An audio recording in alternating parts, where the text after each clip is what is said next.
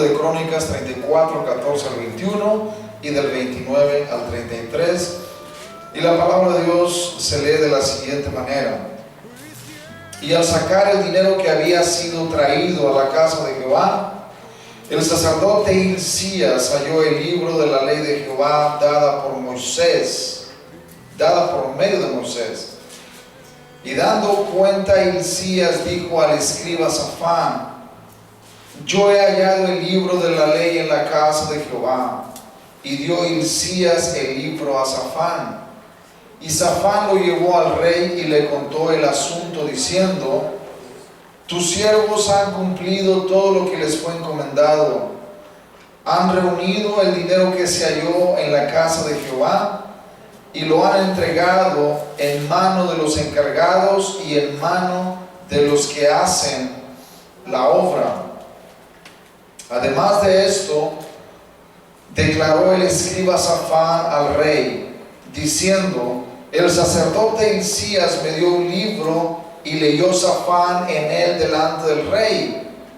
Luego que el rey oyó las palabras de la ley, rasgó sus vestidos, y mandó a Hilcías y a Ahicam hijo de Safán, y a Abdón hijo de Micaía, y a Safán escriba, y a Asaías siervo del rey, diciendo: andad, consultad a Jehová por mí y por el remanente de Israel y de Judá acerca de las palabras del libro que se ha hallado, porque grande es la ira de Jehová que ha caído sobre nosotros, por cuanto nuestros padres no guardaron la palabra de Jehová para hacer conforme a todo lo que está escrito en este libro. Los versículos 29 al 33, y dicen: entonces el rey envió y reunió a todos los ancianos de Judá y de Jerusalén, y subió el rey a la casa de Jehová, y con él todos los varones de Judá y los moradores de Jerusalén, los sacerdotes, los levitas y todo el pueblo, desde el mayor hasta el más pequeño. Y leyó a oídos de ellos todas las palabras del libro del pacto que había sido hallado en la casa de Jehová. Y estando el rey en pie en su sitio, hizo delante de Jehová pacto de caminar en pos de Jehová y de guardar sus mandamientos, sus testimonios y sus estatutos con todo su corazón y con toda su alma, poniendo por obra las palabras del pacto que estaban escritas en aquel libro. Versículo 32. E hizo que se obligaran a ello todos los que estaban en Jerusalén y en Benjamín, y los moradores de Jerusalén hicieron conforme al pacto de Dios, del Dios de sus padres. Y quitó Josías todas las abominaciones de toda la tierra de los hijos de Israel, e hizo que todos los que se hallaban en Israel sirviesen a Jehová su Dios. No se apartaron de en pos de Jehová, el Dios de sus padres, todo el tiempo que él vivió. En esta lectura, hermanos, he escogido esta lectura porque es prácticamente un paralelo de lo que sucedió en la Reforma Protestante del año 1517. En este pasaje vemos a un rey, hermanos, llamado Josías, un rey muy joven que comenzó a reinar a una edad muy temprana. Y este joven encontraron el libro de la ley y se lo trajeron al rey y se lo leyeron. Y al escuchar la lectura del libro, algunos estudiosos y eruditos creen que este libro fue el libro de Deuteronomio. Muchos creen que al leer este libro de Deuteronomio, este joven rey reconoció cuánto se había alejado el pueblo de Israel de los mandamientos de Dios. No solamente rasgó sus vestidos, pero también hizo que todo el pueblo se comprometiera a obedecer las palabras del libro de la ley. Esto nos muestra, hermanos, y es un ejemplo muy claro, que a lo largo de la historia redentora, el pueblo de Dios no solamente ha necesitado de profetas que le hablen las palabras de Dios al pueblo, pero también ha necesitado de reformadores que luchen para traer reformas espirituales al pueblo de Dios en el Antiguo Testamento y a la iglesia en el Nuevo Testamento, la cual es ahora el nuevo pueblo del pacto. Esto ha sido así, hermanos, desde el principio. Josías trajo una reforma espiritual muy importante. El pueblo judío se había desviado, había apostatado. El pueblo judío se encontraba en desobediencia a los mandamientos de Dios. Tanto era así que habían instalado las imágenes de los dioses paganos en el templo de Dios. Es una abominación, hermanos. Y sin embargo, los judíos, los israelitas de aquel tiempo, trajeron al templo de Dios.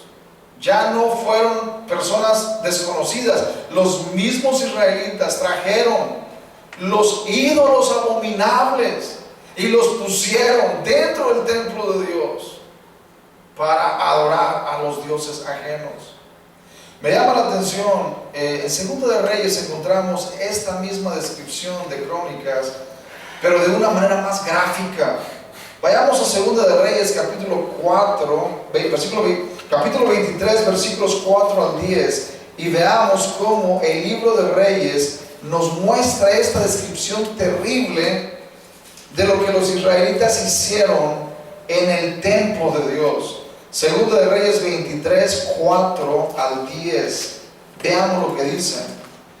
Entonces mandó el rey al sumo sacerdote Hilcías, a los sacerdotes de segundo orden, a los sacerdotes de segundo orden y a los guardianes de la puerta, que sacasen del templo de Jehová todos los utensilios que habían sido hechos para Baal, para Acera y para todo el ejército de los cielos, y los quemó fuera de Jerusalén en el campo del Cedrón, e hizo llevar las cenizas de ellos a Betel, y quitó a los sacerdotes idólatras que habían puesto los reyes de Judá para que quemasen incienso en los lugares altos, en las ciudades de Judá y en los alrededores de Jerusalén, y asimismo a los que quemaban incienso a Baal, al sol y a la luna y a los signos del zodiaco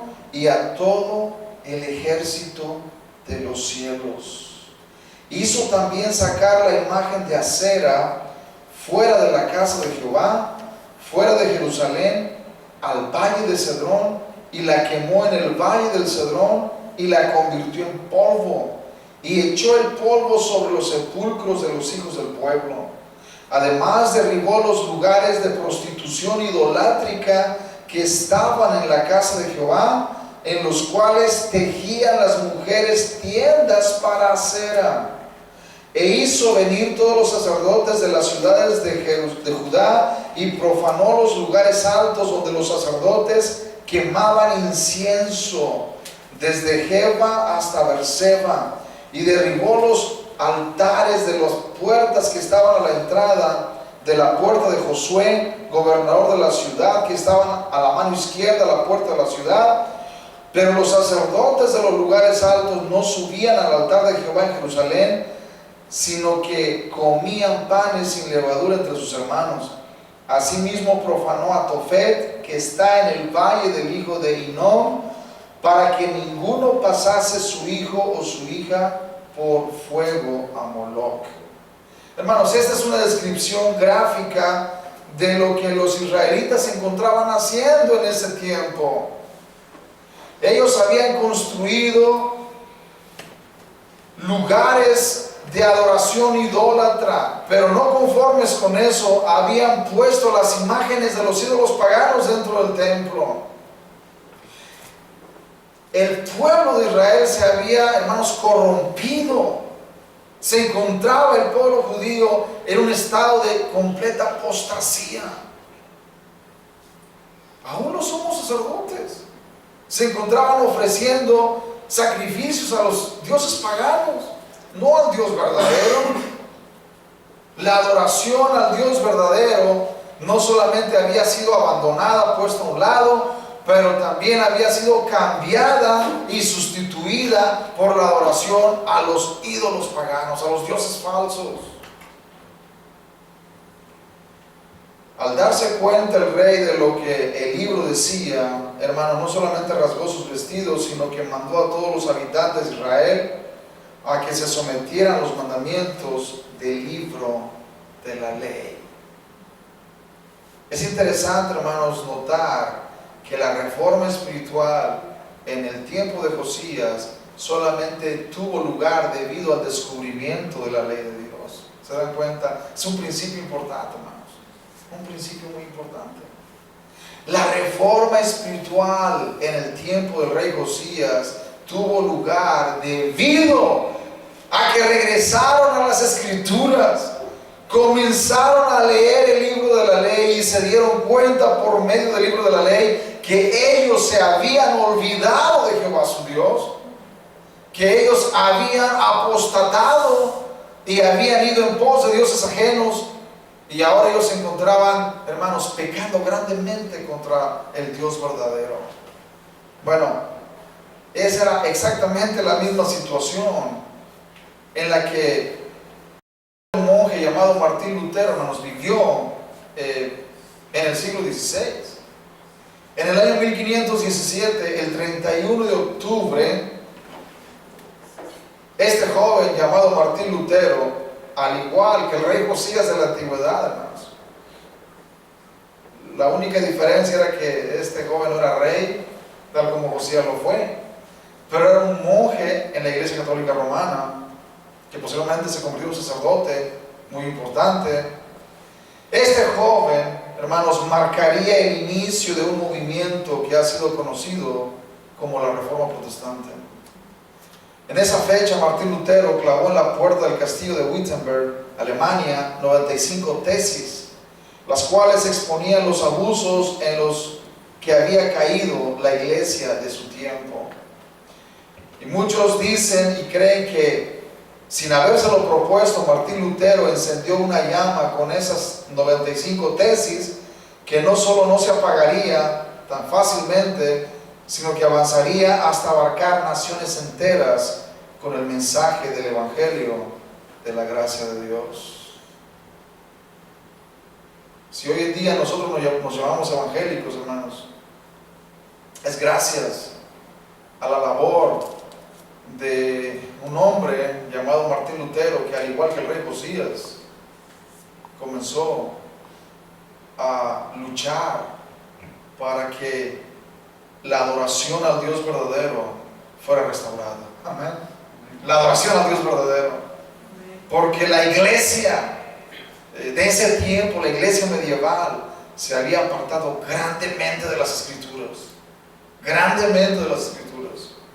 Y habían puesto en el lugar de las escrituras las tradiciones humanas, tradiciones de hombres. Las sostenían como si fueran palabra de Dios. La palabra del Papa era tenida en gran estima como si fuera la palabra de Cristo mismo. Los cristianos evangélicos el día de hoy vemos la Reforma Protestante principalmente como un esfuerzo por regresar al cristianismo bíblico del primer siglo. Sin embargo, la Reforma Protestante, hermanos, no solo trajo beneficios en el área espiritual o religiosa, sino también en el área social, política, económica y hasta educativa. Esto es algo bien interesante, porque muchos cristianos evangélicos desconocen el profundo impacto que tuvo la Reforma Protestante. Muchos cristianos evangélicos creen que la Reforma Protestante era o fue solamente un movimiento que cambió el área religiosa, pero no es así, hermanos. La Reforma Protestante tocó muchas otras áreas para bien. Es cierto que hoy día hay personas que critican la reforma protestante, especialmente católicos romanos, diciendo que la reforma protestante fue un error y que no debió haber sucedido, porque hay miles de denominaciones protestantes, evangélicas, y ninguna, dicen ellos, se pone de acuerdo. Cada una de ellas dice cosas diferentes. Bueno, esa cantidad de denominaciones protestantes, para comenzar, es un mito, no existen. Ellos hablan de 25,000 denominaciones protestantes. No es cierto, hermanos. No existe esa cantidad. Es una falsedad, es un mito. No es cierto que existan toda esa cantidad de denominaciones protestantes. Pero la reforma protestante, hermanos, trajo beneficios, no solamente religiosos, pero también sociales. ¿De qué manera? La reforma protestante derribó la separación que se había creado entre lo sagrado y lo secular, llevando a una nueva apreciación del matrimonio, la familia y las tareas ordinarias de la vida diaria. Para los reformadores, hermanos, no había ninguna diferencia entre lo sagrado y lo secular. Para ellos ahora, ellos veían, hermanos, como importante todo el trabajo que se realizara. Aún los carpinteros, aún los albañiles, aún los agricultores eran considerados como personas que tenían una vocación, que a través de su trabajo estaban sirviéndole a Dios. Ellos comenzaron a ver que no había tal distinción ni tal separación. En otras palabras, aquel predicador que predicaba la palabra de Dios no era más importante que aquella ama de casa que preparaba la comida en el hogar para su familia. Ellos entendieron claramente, hermanos, que todas las cosas que realizamos en esta vida las realizamos para la gloria de Dios solamente, y que Dios es glorificado con ello. Ellos vieron el matrimonio, vieron la familia como algo importante. Y esta percepción comenzó a cambiar gracias a la reforma protestante. Las tareas ordinarias de la vida diaria fueron vistas como algo importante, mientras que antes de Lutero, hermanos, no era así. Y en el área política, ¿cuáles fueron los cambios? La reforma protestante fue clave para desarrollar, escuchen bien esto, el concepto de lo que ahora conocemos como la igualdad de las personas y un reconocimiento de los derechos humanos básicos y la creación de las formas de gobierno representativas. Antes de la reforma, hermanos, no existía tal cosa. Los seres humanos no eran considerados como son considerados ahora. La forma de gobierno que tenemos ahora no existía en el siglo XVI. Los derechos humanos que ahora tenemos en la actualidad no existían en ese tiempo. Todo esto, hermanos, fue traído y fue generado debido a los conceptos de la reforma protestante, debido a que comenzaron a leer las escrituras y a enseñarlas al pueblo, y comenzaron a traer las doctrinas directamente de las escrituras y no de lo que la tradición decía y no de lo que el Papa decía, sino directamente de las escrituras. En el área económica, hermanos, ¿cuál fue el cambio en el área económica? La reforma comenzó a promover el concepto de una economía de libre mercado y dio a los trabajadores un nuevo sentido de dignidad en los trabajos que ellos realizaban. El área económica también fue, hermanos, mejorada gracias a este mover de la reforma protestante. Muchas personas se han beneficiado económicamente de esto, porque el libre mercado, hermanos, que conocemos en la actualidad, donde podemos vender, podemos intercambiar servicios libremente, es un concepto nuevo que nació después de la reforma protestante, porque el concepto, hermanos, del trabajo que los reformadores enseñaban era muy diferente al concepto que tenía la Iglesia Católica Romana. Muy diferente. Si todo lo que hacemos lo hacemos para la gloria de Dios, aún, hermanos, hacer los trabajos más humildes, vamos a decirlo, aquellos trabajos que nadie quiere hacer por considerarlos muy bajos. Bueno, los reformadores dijeron: no importa lo que hagas, lo estás haciendo para la gloria de Dios si eres un hijo de Dios. Amén. Si eres cristiano, lo estás haciendo para la gloria de Dios. Por lo tanto, el resultado de esta enseñanza fue que comenzaron a prosperar económicamente. Países enteros comenzaron a prosperar económicamente porque tenían una actitud diferente al trabajo. Veían el trabajo como una bendición, no como una maldición, sino como una bendición. Hermanos, y cuando se ve el trabajo como una bendición, se empieza a prosperar económicamente. Bueno, los reformadores comenzaron a enseñar eso, hermanos, que el trabajo es una bendición de Dios y que por lo tanto no importa el trabajo que tengas, es digno. Tu trabajo es digno. Hagas lo que hagas, es digno porque eres un hijo de Dios, y lo que estás haciendo no lo estás haciendo para los hombres, sino lo estás haciendo para Dios mismo, hermanos. Y eso fue un concepto revolucionario que vino a revolucionar el área económica.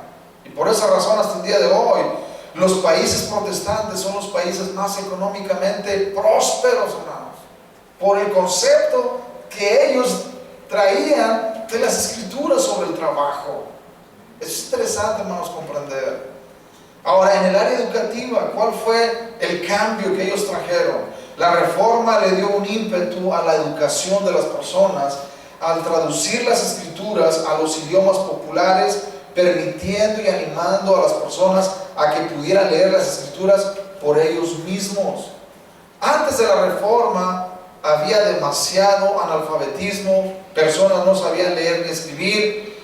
Pero cuando los reformadores comenzaron a enfatizar la importancia de leer las escrituras, de que todo el pueblo tenía que leerlas, bueno, aquellos que no sabían leer eran enseñados a leer, porque iban a leer las escrituras.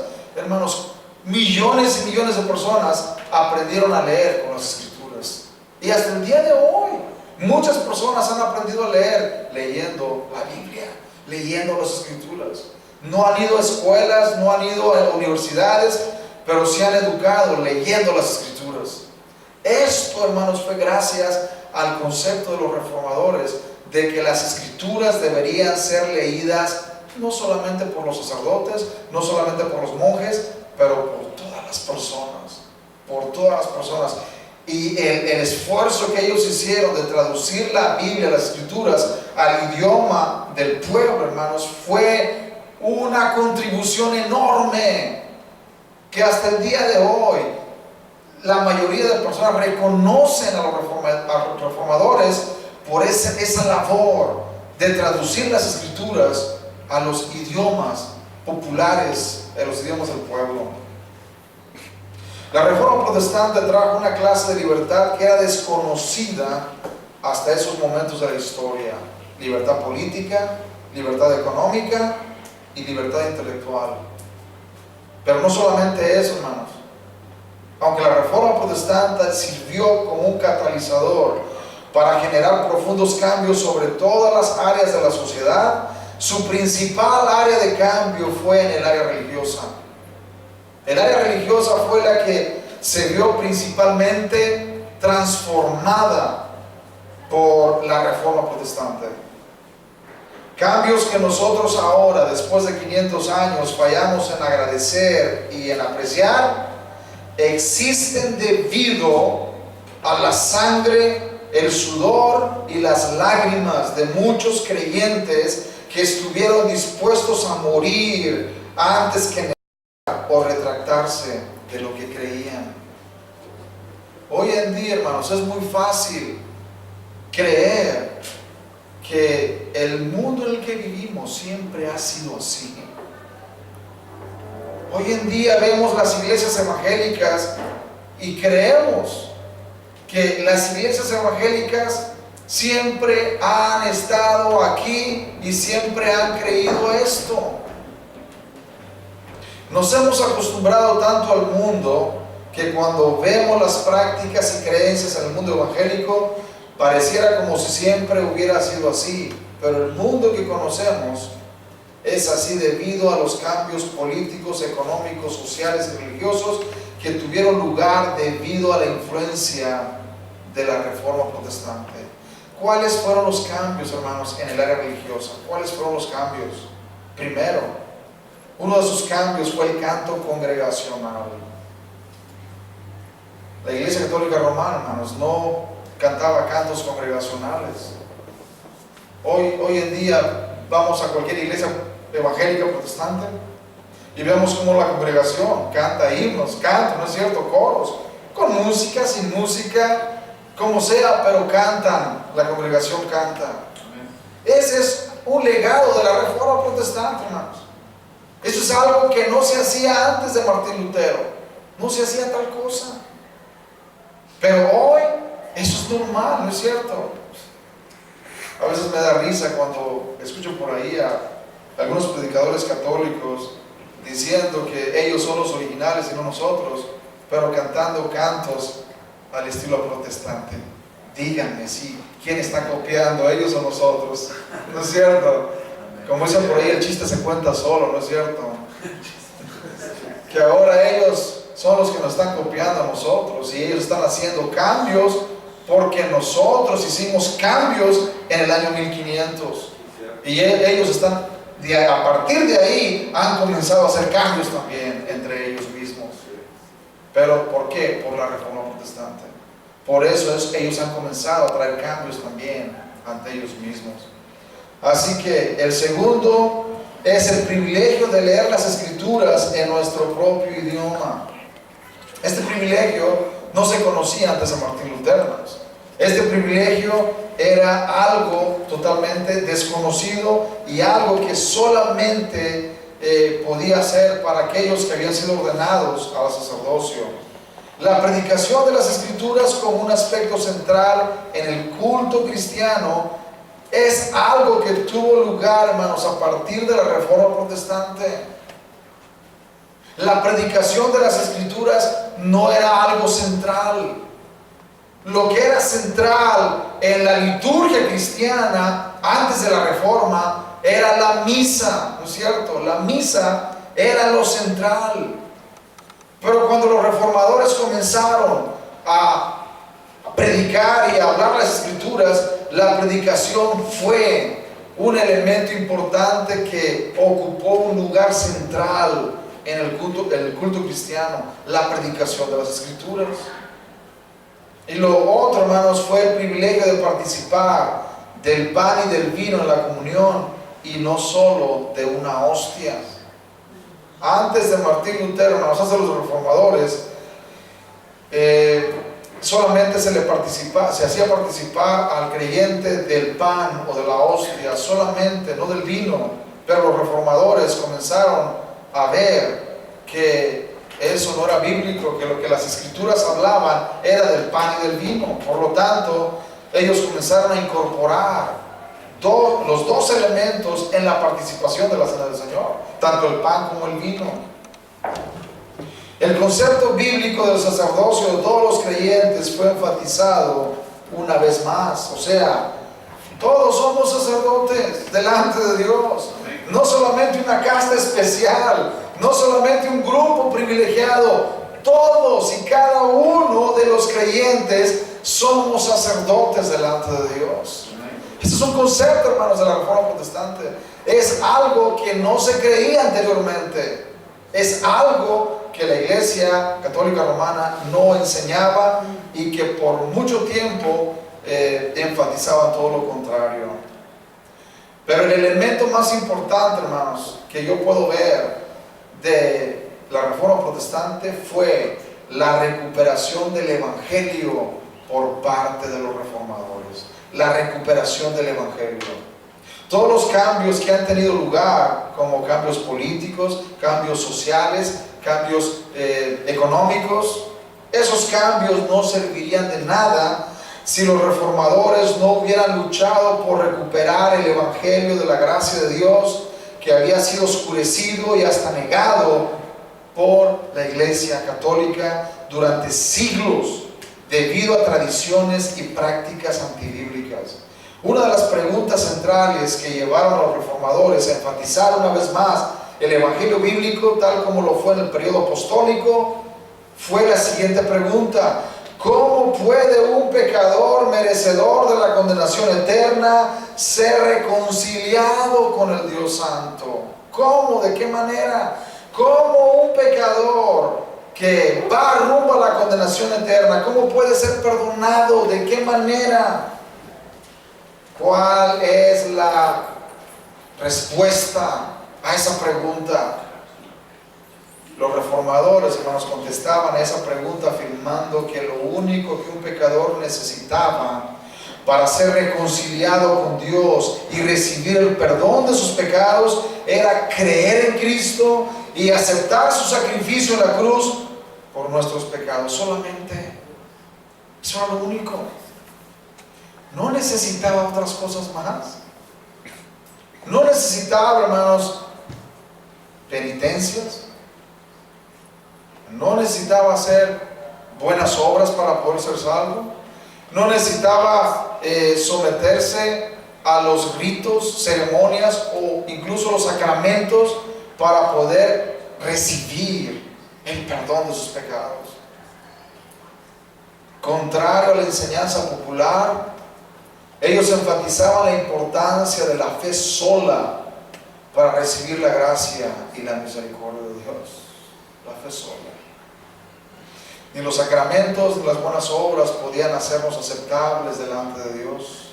Solo el sacrificio perfecto, escuchen bien eso, hermanos. Solo el sacrificio perfecto de Cristo en la cruz es lo único que puede no solo hacernos aceptables delante del Dios Santo, sino también perdonar nuestros pecados. Hermanos, esa enseñanza es el corazón del Evangelio. Es el corazón. La reforma protestante, hermanos, no vino debido a los abusos de la Iglesia Católica, no. Eso es punto y aparte. Eso era algo que, bueno, estaba, pero que no era lo elemental, no era lo fundamental. Lo realmente importante, hermanos, era el Evangelio de la gracia de Dios. Cómo un pecador puede ser perdonado, cómo puede ser reconciliado. Quiero leer dos citas más, hermanos, y es en Juan capítulo 3, versículos 14 al 18. Juan, porque en estos versículos encontramos claramente el corazón del Evangelio. ¿Cuál es el corazón del Evangelio? Juan 3, versículos 14 al 18, y encontramos lo siguiente: y como Moisés levantó la serpiente en el desierto, así es necesario que el Hijo del Hombre sea levantado, para que todo aquel que en él cree no se pierda, mas tenga vida eterna.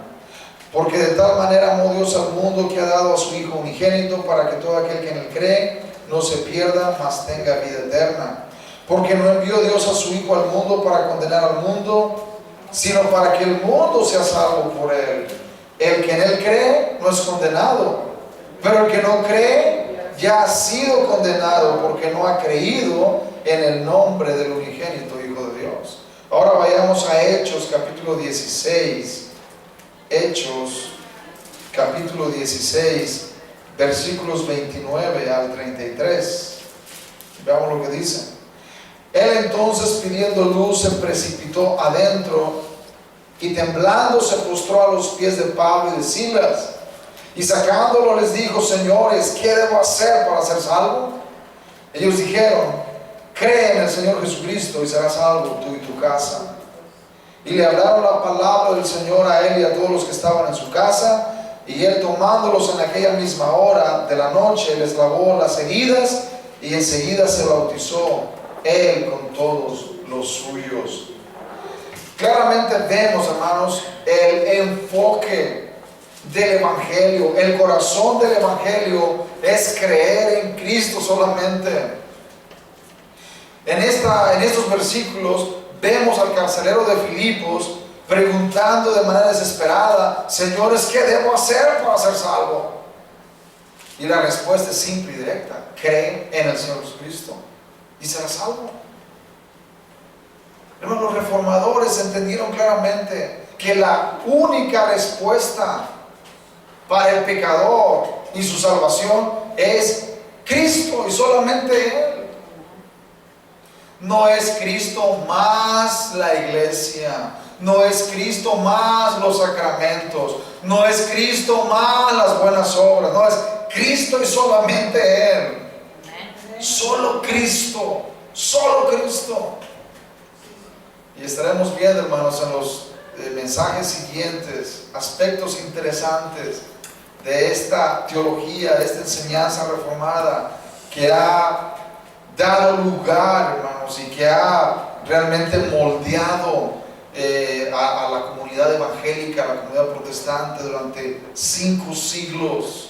¿Y por qué es que ahora, hermanos, la reforma, aunque muchos creen que ya los evangélicos han olvidado su legado histórico, hermanos, la reforma sigue más viva que nunca? Porque los evangélicos siguen en pie, ¿no es cierto? Los evangélicos están creciendo, hermanos. Varios países están creciendo con muchos evangélicos. El evangelio sigue penetrando las naciones. Así que la reforma sigue todavía adelante. Y en los próximos mensajes estaremos viendo un poco más acerca de esto. Pongámonos de pie en esta mañana. Sublime gracia del Señor, que un día me salvó. Fui ciego y mis ojos abrió, perdido y me encontró.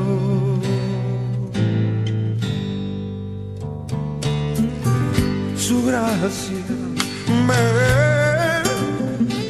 enseñó a entender mis dudas. Él ahuyentó. Oh, cuán precioso fue a mi ser cuando Él me transformó.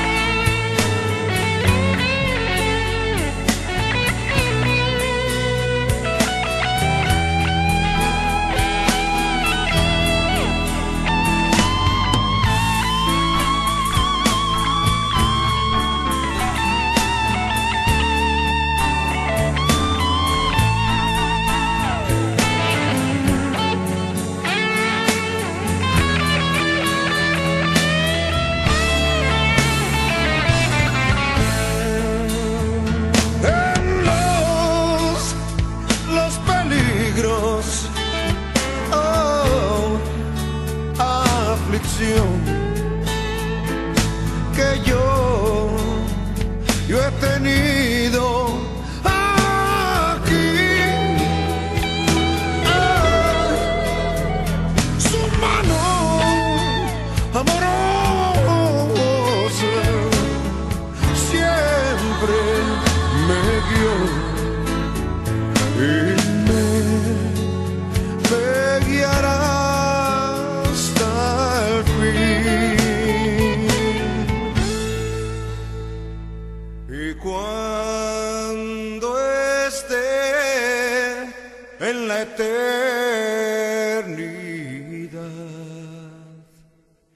brillando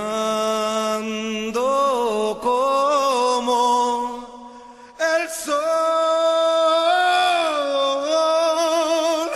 yo cantaré